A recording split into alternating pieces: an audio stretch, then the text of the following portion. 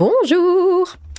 J'ai une certaine Amandine, qui a popé en disant: «Aujourd'hui, j'ai porté plainte et j'ai quelques mots à vous dire». Alors apparemment, ça concerne le milieu de la critique, cinéma, encore, toujours, décidément.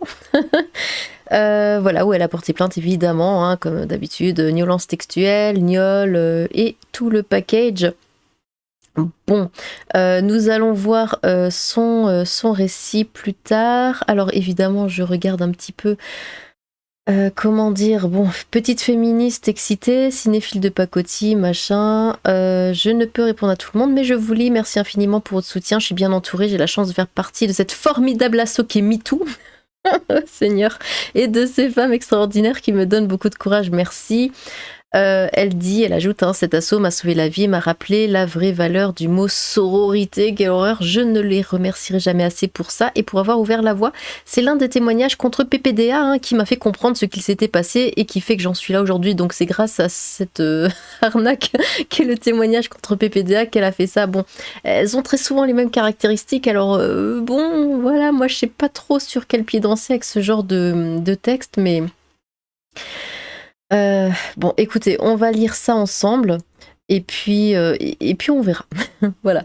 Aujourd'hui, j'ai aujourd'hui porté plainte pour harcèlement textuel et gnole. C'est la seconde plainte que je dépose dans le milieu de la critique cinéma. La première remonte au 7 décembre dernier, pour abus de confiance. Ces plaintes visent deux personnes différentes et concernent des faits arrivés en parallèle l'un de l'autre entre début 2021, et l'été 2022. Je n'ai plus les mots. Je ne souhaite pas nommer dans l'immédiat, mais si on veut des noms, bordel. Tout ceci n'est pour vous qu'un énième drama. Non, moi je les aime bien. Que vous aurez oublié en quelques heures. Ah, pas du tout. C'est pourquoi je souhaite confier cette affaire aux mains de la presse. LOL. Bon, afin que plus personne ne puisse fermer les yeux sur ce qu'il s'est passé. En tout cas, mais non, mais tu souhaites pas nommer j'en perds mes mots, excusez-moi, mais à chaque fois c'est la même chose. Ça veut pas nommer, mais ça dit ouais qu'on ferme plus les yeux sur ça. Mais tu dis pas qui c'est, donc on sait pas nous du coup qu'est-ce que quoi ou comment. Bon, en tout cas, je souhaite rendre cette histoire publique, qu'à moitié vu que tu dis pas qui c'est, quand je l'aurai décidé. C'est ce que tu es en train de faire. C'est une manière de me réapproprier une dignité et une histoire que l'on m'a arrachée de toutes parts. C'est aussi une façon de me mettre à égalité dans un rapport de force où ma voix a été écrasée. J'ai de toute façon moins peur d'être traînée dans la boue que du silence. J'assume l'intégralité de cette histoire. Porter plainte est une manière pour moi de trouver la paix en retrouvant ma propre autonomie et en agissant. J'ai besoin que l'on sache la vérité. Parler publiquement sera aussi une manière pour moi d'évoquer les rouages de tout un milieu, la presse cinéma, dont les schémas se répètent tristement d'une affaire à l'autre. C'est toujours la même histoire. Il y a les faits, puis le silence, le mépris et l'indifférence générale, la crainte de perdre sa situation et ses relations. Je le sais, car je parle depuis plus de 6 mois, et que ce que j'ai vu et entendu est d'une violence destructrice, en plus des faits eux-mêmes. On me parlera de carrière brisée, quand j'ai tout perdu. On m'a tout volé. Est-ce que vous verrez jusqu'à la fin? On m'a tout volé, ma dignité, mon travail, mes rêves et mes ambitions. On m'a fait comprendre lorsque j'ai commencé à parler que je n'étais rien, que je ne valais rien par rapport à l'influence de certaines. Tout le monde a eu son mot à dire, mais personne n'a rien fait. Ce sont des histoires personnelles, on a qualifié ça de bâton dans les roues dans un métier déjà difficile. C'est dommage de détruire un deuxième média. On ne peut rien faire. On ne comprend pas pourquoi je raconte tout ça. Il faut que je prenne sur moi et passe à autre chose. Il faut au contraire que j'agisse et que je me dépêche, car j'ai la responsabilité d'empêcher que cela se reproduise à nouveau. Je suis un peu lâche de ne pas avoir agi plus tôt. J'ai honte pour ce milieu. J'ai honte pour tous ces gens qui savent et ont délibérément décidé de ne rien faire, m'ont subitement tourné le dos sans un seul mot, m'ont dit savoir, m'ont diabolisé, m'ont accusé de choses que je n'ai pas faites sans même avoir le droit de me défendre, m'ont décrite comme instable, fragile dans ma relation passée. M'ont accusé de faire des crises de panique liées à l'une ou l'autre des situations, m'ont dit qu'il est comme ça avec les femmes, et ceux qui continuent de faire comme si je n'avais rien dit, sous mes yeux. On m'a prouvé que le féminisme et son langage ont été intégrés par la majorité pour survivre dans le milieu, qu'on décortique poétiquement les violences textuelles à l'écran, alors qu'on est incapable de traiter décemment les femmes autour de soi. Que la sororité est... Alors je rappelle, hein, la sororité, c'est comme la fraternité, mais pour les filles, de fraternité frère, sororité sœur, un terme féministe, que la sororité est à géométrie variable et se défile dès lors que l'on sort du cadre instagrammable policé. Qu'un MeToo brandi à tout va dissimule une absence totale de prise de conscience et une lâcheté incommensurable lorsqu'il s'agit du cercle proche. Sans doute par confort et indifférence, je ne sais pas. Ce que j'ai appris, malgré les promesses du post-MeToo, tant revendiqué, c'est que lorsque l'on choisit de parler, de se confier et d'agir, tout le monde, pouf, déserte, baisse les yeux et finit par oublier presque instantanément. J'espère pour une fois que l'on ne fuira pas mon regard et que l'on cessera de me traiter comme une bête de foire. C'est donc ça, l'impunité. Je sais que parler est un coup d'épée dans l'eau, même si j'aimerais que l'on retienne pour une fois la fureur derrière le bruit. Je choisis de le rendre public car j'ai le sentiment d'avoir un devoir d'exemplarité après avoir dirigé un média de cinéma féministe qui a sans cesse abordé ces questions de manière théorique. Et de rappeler au passage que la sororité ne permet à personne d'être au-dessus des lois. Il m'est important d'associer les mots aux actes.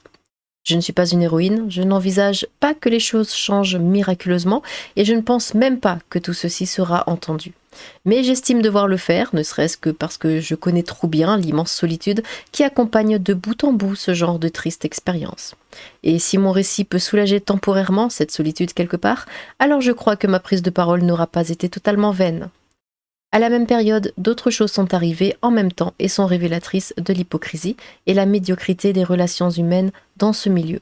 Moins grave certes, mais tout aussi destructrice.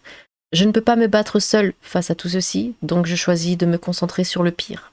Ce qui ne veut pas dire que j'oublie et pardonne. Je crois qu'on peut mieux faire collectivement.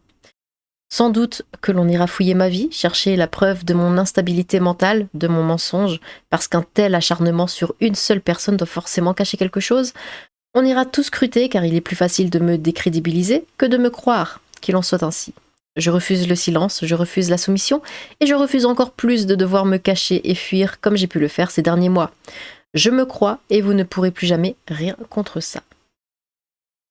Bon. Mais on sait pas de qui elle parle. Bon, là, on ne se connaît pas, mais sache que je te crois et je serai derrière toi, merci infiniment. Mais on sait pas de quoi ça parle. Qu'est-ce que ça s'agit? On n'en sait rien. Merci Amandine, j'ai rendez-vous au commissariat jeudi pour porter plainte contre mon propre agresseur de mon propre milieu professionnel. Moi aussi je suis fragile dans ma relation passée. Lui aussi est comme ça avec les femmes, j'ai peur, tes mots me donnent la force. T'as beaucoup de courage à le faire et je sais trop bien ce que ça fait, n'hésite surtout pas si je peux faire quelque chose. Tout mon soutien Amandine, je suis là si besoin. L'impression que les plaintes ne serviront jamais à rien. Dégoûtée, je te crois et tu as tout mon soutien. Mais de croire sur quoi? Parce qu'elle dit oui, ça y est, enfin je parle publiquement, mais en fait tout ce qu'elle dit c'est oui, je parle, blabla. Mais elle dit pas qu'est-ce qui se passe, qu'est-ce qui s'est passé, avec qui, où ça, quoi, comment. Tout mon soutien, énorme soutien à toi et surtout bravo pour ton courage. Tu as tout mon soutien, bon courage, bravo pour ce courage, soutien, ta ta ta ta ta. Ta. Bon. Mais enfin, sauf si j'ai... Attendez, pouf. Et parce qu'il n'y a rien, hein, on est d'accord. Ou alors, si je l'ai passé, je l'ai pas vu, mais... je ne veux ni voir ni entendre Luc Besson parce que je sais trop bien la violence, la douleur, la colère, l'humiliation qu'ont dû subir Sand Van Roy. Sand Van Roy. Et ses sœurs d'infortune à qui j'apporte mon soutien. Oui, Florence Porcel, bah, c'est elle qui avait porté plainte contre PPDA pour des trucs très bizarres. Bizarre de sa part, hein, j'entends. Je ne peux pas répondre à tout le monde, tata. Ça, on l'avait vu. Aujourd'hui, je suis mieux entourée. Je dépense une fortune entre les psychiatres, médecins et psychologues. Je suis sous prose. Ah bon, dis donc. Et je n'en ai pas honte. Ça m'aide à avoir une vie plus facile. J'entrevois enfin un lendemain.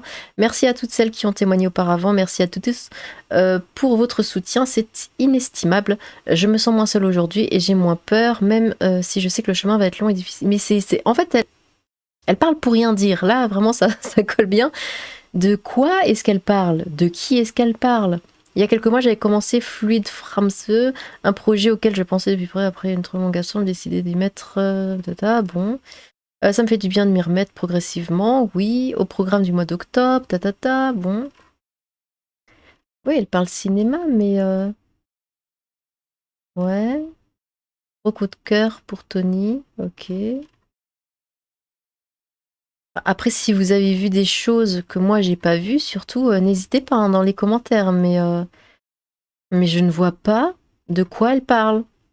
Et surtout, c'est cette façon de dire oui, ça y est, enfin je le dis publiquement, mais elle ne dit rien. Elle dit qu'elle le dit, c'est tout. Mais il n'y a rien, c'est tout vide. Bon, en tout cas, elle a porté plainte, mais on ne sait pas de quoi, on ne sait pas de qui, mais en tout cas, ça concerne le milieu de la critique ciné. Et décidément, hein, ce milieu de critique ciné est pas très joli, hein.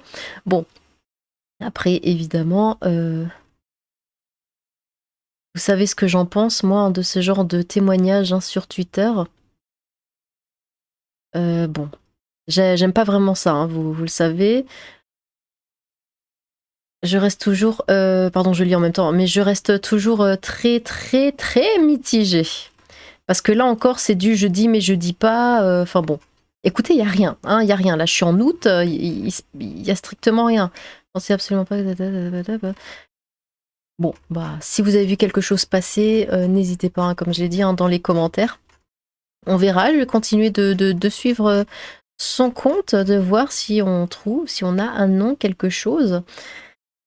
Bah bref, voilà, c'était une vidéo un peu inutile, hein, finalement. Peut-être que ça va déboucher, comme j'ai dit, sur quelque chose de plus intéressant.